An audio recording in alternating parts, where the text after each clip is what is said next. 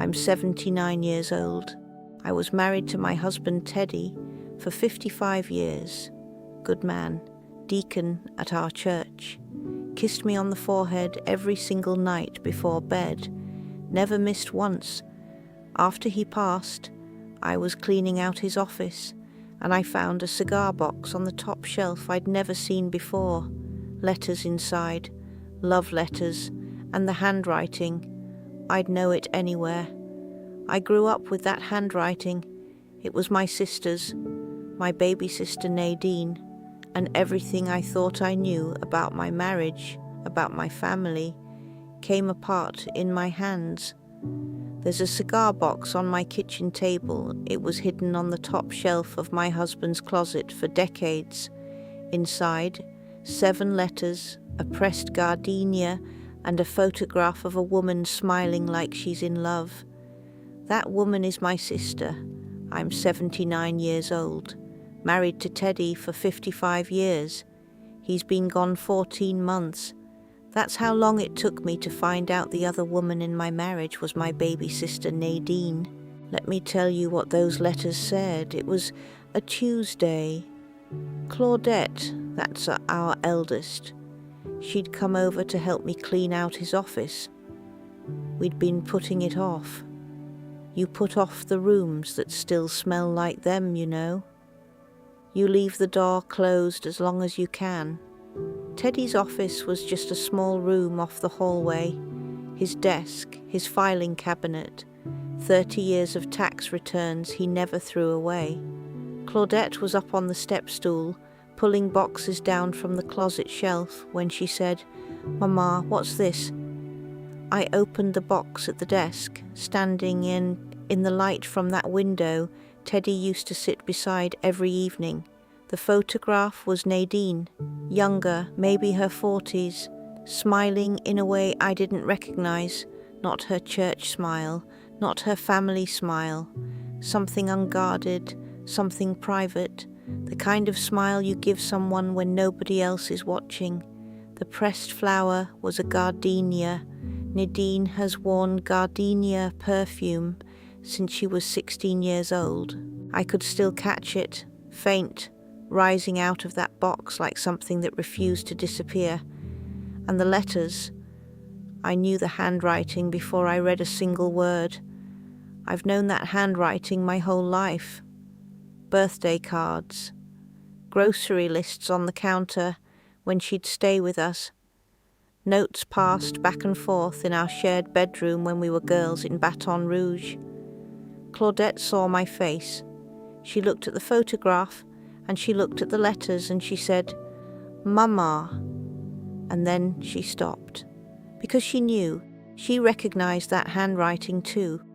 I closed the box. I sat down in Teddy's chair, and the room I'd been married in for 55 years, the room where my husband sat every evening, became a room I'd never been in before. I sent Claudette home that night. She didn't want to go. She stood in the doorway with her coat on and said, "Mama, I can stay. You don't have to do this alone." I told her I was fine. I wasn't fine. But some things you have to meet by yourself. Some things, if someone else is in the room, you can't feel them all the way. And I needed to feel this all the way.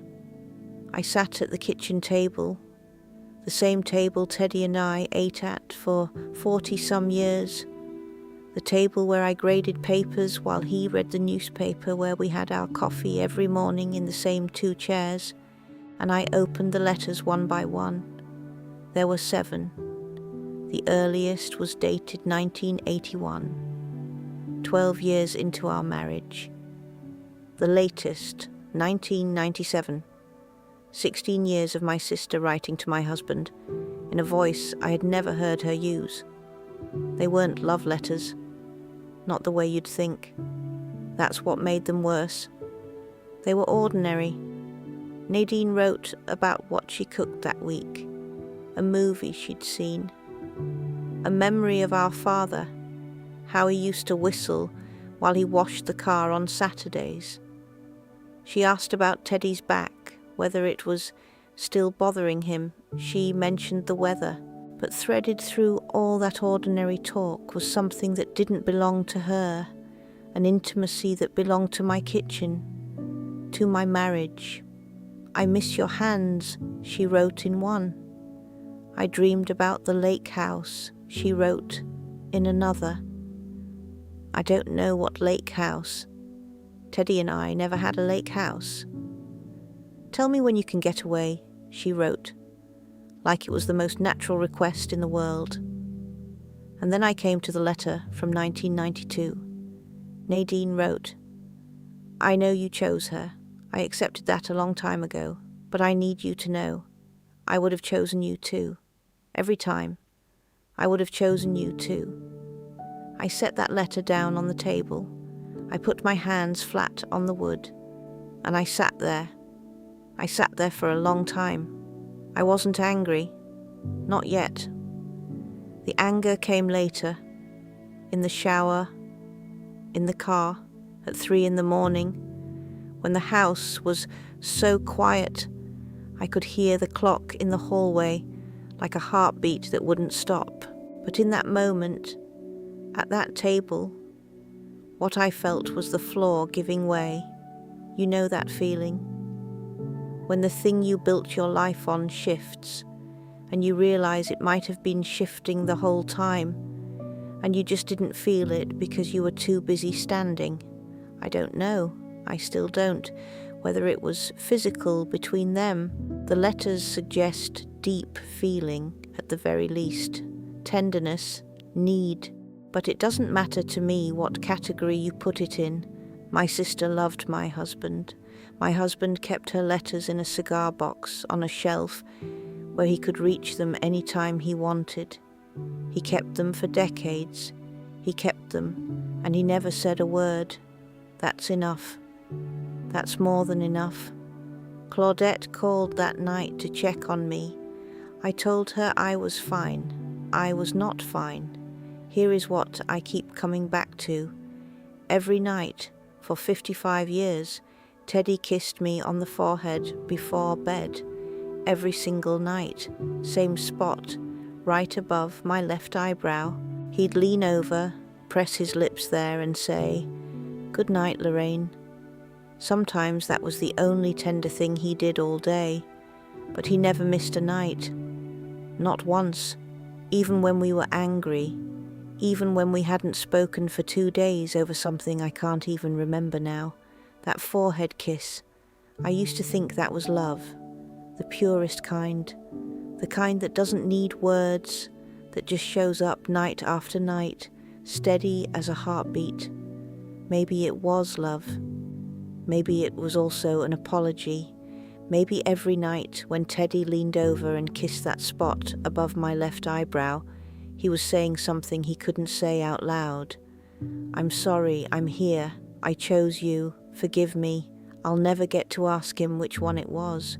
That's the cruelest part. Not the affair, not the letters. The cruelty is that both things are true, and I can't untangle them. The marriage was real. I know it was. 55 years of meals and holidays and holding each other when the babies were sick and sitting in that same kitchen while the world changed outside our windows. That was real. And the cigar box was also real. Both things lived under the same roof for years, and I only knew about one of them. If Teddy had been a bad husband, I could hate him and be done. But he wasn't bad. He was, I don't have a better word for this, half honest.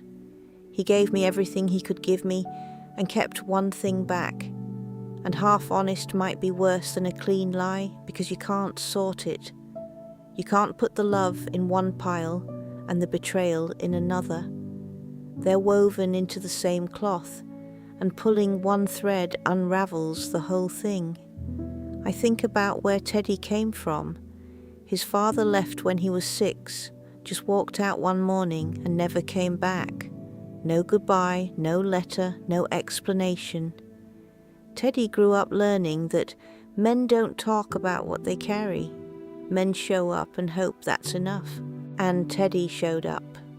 Every single day for 55 years, he showed up at that kitchen table, at that front door, at that side of the bed.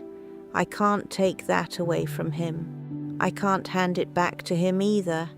And then there's Nadine. This is the part that wakes me at 3 a.m. Nadine's husband, Curtis, died in 2011. I remember that year like it's written on my bones. I drove to her house the day it happened. I held her in her kitchen while she shook. For weeks, I brought food.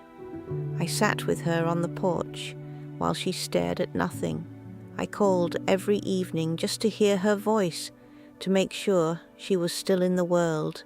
She leaned on me the way a sister leans on a sister, completely without thinking. And the whole time she was carrying this, she had loved my husband.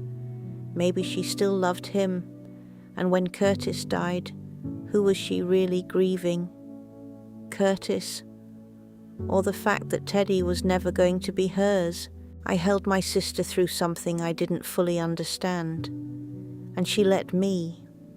And I don't know if that was trust or desperation, or just the only thing either of us knew how to do. I needed to tell somebody. Not Claudette. She was already carrying too much of this, and I didn't want my daughter picking sides in a war that didn't belong to her, so I went to see Pastor Eugene Watts. He's been our pastor 22 years. He married Claudette. He did Teddy's funeral. He knows this family from the inside. I sat in his office and I said, "Pastor, my husband had an affair with my sister, and they're both still in my heart. How do I put one out without losing the other?" He didn't rush. He didn't reach for his Bible. He just sat with me in the quiet for a while. Then he said, "You don't have to put either one out, Lorraine. You just have to let the light in the room change." It wasn't a perfect answer, wasn't even a complete one, but it was human, and I needed human more than I needed perfect. People ask me about Teddy. That's what everyone wants to talk about, the husband. But the thing that sits heaviest on me isn't Teddy. I lost my husband to death. That grief has a shape I recognize. I've watched other widows carry it. I know the weight. But my sister is alive. Nadine is 40 minutes down that highway, and I don't know if I'll ever pick up that phone again. We spoke nearly every day for decades. Her voice was the first thing I heard most mornings, and often the last thing I heard at night. And now there's a silence where she used to be, and that silence has a different weight than death. Death is final. This is a door I could open. I just don't know what's on the other side of it. The phone rings sometimes, and for half a second I think it's her. And I don't know if I'm relieved or heartbroken when it's not. Mama always said, "Your sister is the first friend God gives you." I believed that for 75 years. Now, I want to say something to whoever is listening to this. If you've got someone, a sister, a brother, a husband, a wife, somebody you trust with your whole heart, hold on to that, but hold on with your eyes open. Love isn't blind. Love that chooses to be blind is just waiting to be ambushed. Talk to each other, not about the schedule, not about whose turn it is. Talk about the real things, the hard things, the things you're carrying that you think are too heavy to share. Because secrets don't die with people. I can tell you that from where I'm sitting. Teddy's been gone 14 months, and his secret is right here in my kitchen, on the table where I eat alone. I still tend my garden out back. The roses are coming in again. The mint is doing what mint always does, spreading into every corner, whether you asked it to or not. I still iron my clothes every morning, even when I'm not leaving the house. Mama taught me that. She said you dress for yourself, not for the world. I'm not okay. I want to be honest about that. I'm standing, but I'm not okay. Some mornings, standing is the best I can do. And some mornings, that's enough. If this meant something to you, share it with someone who needs to hear it. Some stories need to travel before it's too late.